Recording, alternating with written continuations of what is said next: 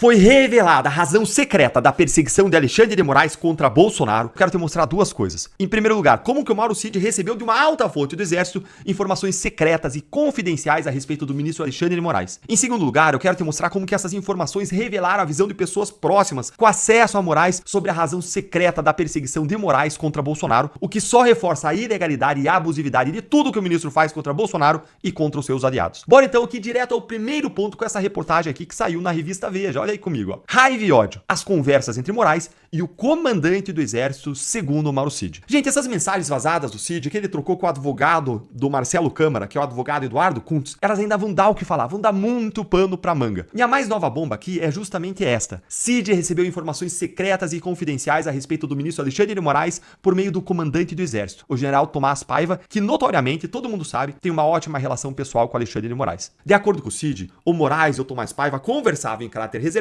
trocavam ali várias confidências, e depois o Tomás Paiva iria lá se encontrar com o Cid, ou então com o pai dele, o general Mauro Lorena Cid, e contava o que o Moraes lhe dizia. E as revelações aí são bombásticas. É claro que para a revista Veja, os interlocutores do general Tomás Paiva negaram categoricamente que qualquer tipo de informação sobre o Moraes tenha sido repassada a Cid. Mas eu pessoalmente não vejo nenhuma razão para o Cid mentir a respeito disso nessa conversa ali reservada com o advogado no Instagram. Até mesmo porque o Cid, ele estava falando de alguém que é hierarquicamente superior a ele no exército. Em relação a quem ele necessariamente, ele mostrava um respeito, uma deferência, ele guardava isso, ele cultivava os valores do exército. Então eu acho muito difícil que ele fosse inventar uma mentira assim sobre o Tomás Paiva gratuitamente. Além do mais, é perfeitamente incrível que o Tomás Paiva conversasse pelo menos com o pai do Cid, que era um outro general muito respeitado no exército, até a família cair na desgraça com todas essas investigações criminais. E agora que a gente já sabe quem que era a alta fonte do exército que supostamente repassava informações secretas e confidenciais de Moraes pro Cid, bora ver aqui o que foi que o Cid disse sobre a razão secreta, a razão oculta da perseguição de Alexandre de Moraes contra Bolsonaro. Olha aí, ele aqui é Alexandre de Moraes. Ele tem raiva e ódio. Gente, presta atenção. Alexandre de Moraes, Mauro Cid falando, Alexandre de Moraes tem raiva e ódio. Ele acha que o presidente da República, o presidente Jair Bolsonaro, acabou com a vida dele. Foi o que o Mauro Cid disse. E na sequência, o Cid afirma de onde veio essa informação. O comandante aqui, Tomás, do Exército Brasileiro, que conversou com ele e passou para o meu pai, disse Cid, referindo-se ao comandante do Exército Brasileiro, Tomás Paiva. O militar também disse que o general Tomás e o pai dele conversavam sempre. O militar ainda concluiu que Moraes vai querer acabar com a vida do presidente, do ex-presidente Bolsonaro e do entorno. Gente, tá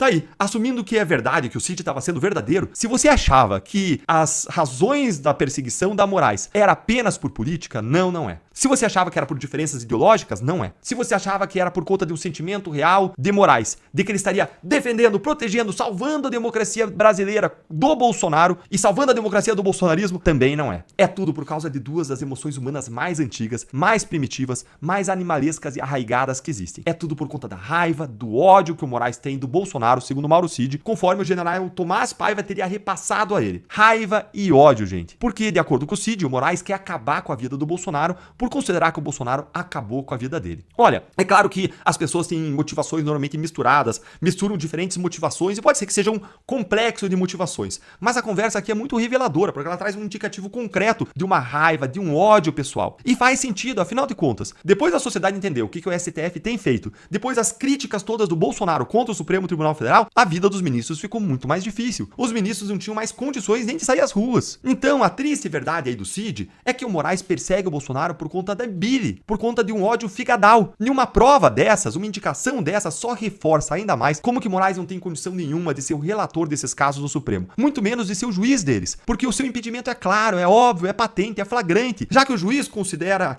o réu um inimigo capital seu, não pode julgar esse réu. E quando o juiz não se declara impedido de julgar, mesmo quando deveria se julgar impedido, deveria se afastar do caso, de acordo com todas as regras básicas da magistratura, da lei brasileira e da justiça, ele está cometendo um crime de responsabilidade previsto na lei do impeachment e passivo de impeachment, ou seja, que tem como consequência o impeachment. Isso é o que diz a lei. Isso é o que diz a lei. Ponto. Simples assim. Mas a raiva e o ódio, elas cegam. A venda sobre a estátua da justiça, sobre os olhos da estátua da justiça, que está lá na frente do Supremo, nunca foi tão literal. Só que não é uma venda que garante a imparcialidade, não. Segundo o Cid, essa venda tem nome. Nome ódio e nome raiva. O ódio e a raiva cegam. E agora eu quero ouvir a sua opinião. Afinal de contas, essa teoria do Cid, essa visão do Cid que ele apresenta a partir de interlocutores opositores próximos nessas mensagens trocadas, explica por que o Moraes salvaria a democracia, ou seja, por que o Moraes perseguiria Bolsonaro e a direita, mesmo quando isso viola a própria democracia, violando direitos fundamentais, a liberdade de expressão, que é um pilar da democracia. Faz ou não faz sentido? O que você achou aí dessa revelação das mensagens do Cid a respeito das supostas verdadeiras razões do Moraes, hein? Você acha que isso tudo é verdade? Conta pra mim agora aí qual que é a sua opinião nos comentários. Bolsonaro destruiu a vida do ministro Alexandre de Moraes para que Moraes sentisse raiva e ódio de Bolsonaro? Ora, se o Moraes persegue o Bolsonaro porque acredita que o Bolsonaro acabou com a vida dele, como que isso teria acontecido? Como assim acabou com a vida do Moraes? E mais, cadê as provas disso? O que o Bolsonaro fez que o Moraes acredita que destruiu a vida dele? Como aqui no canal, meu compromisso é te manter bem informado e ainda sanar suas principais dúvidas, eu fui atrás da resposta para essas perguntas e eu encontrei. E, gente, é chocante. Essa vingança de Moraes que não vai parar até ele destruir Bolsonaro e o bolsonarismo. E o que eu vou trazer para vocês aqui agora é o comentário de uma apuração que foi feita pelo César Tralli e pela Natuza Neri na Globo News lá em 2023. Bora agora entender, na visão do ministro Alexandre de Moraes, como que Bolsonaro teria acabado com a vida dele.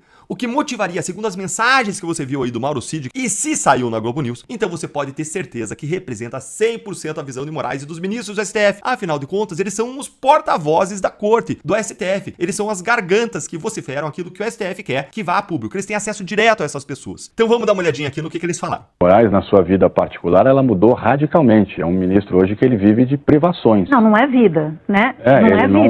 Ele aqui em São Paulo, ele sai pouquíssimo, ele não vai a shopping center, ele não vai a restaurante, ele mal frequenta o clube, porque ele mora em frente a um clube em que ele é sócio. Ele tinha o hábito de caminhar, de fazer ginástica, de correr, de 2 anos e meio para cá, desde que essa questão dos embates, né, do ex-presidente Bolsonaro com ele em especial, né, que foi para pessoa física e tal, isso foi tornando a vida dele uma vida bem complicada. Então ele não vai ao clube, ele não sai de casa, ele não vai a shopping, ele não vai a restaurante. Quando ele sai de casa, é para ir para casa de alguém. Moraes vive de privações. Gente, a Natuza Neri, ela disse, não é vida. E o César Tralli disse que todas essas privações que hoje o Moraes vive são culpa justamente dos embates com Bolsonaro, que teriam saído do plano institucional, ou seja, teriam saído do embate entre presidência e STF para o CPF, para a pessoa física. Se tornou um embate pessoal, figadal, entre a pessoa de Moraes e a pessoa de Bolsonaro. E agora presta atenção aqui. Essa é a visão do Moraes. E agora eu quero trazer para vocês uma outra visão. Mas se isso já te ajudou a tirar suas dúvidas, já ajudou você a entender o que está acontecendo, senta o dedo no like aí com força para que mais pessoas recebam esse esclarecimento e entendam o que está acontecendo e que isso é figadal. E como eu disse ontem, um juiz que tem um ódio aí, uma raiva figadal, ele não pode julgar um caso contra aquele réu. Mas agora que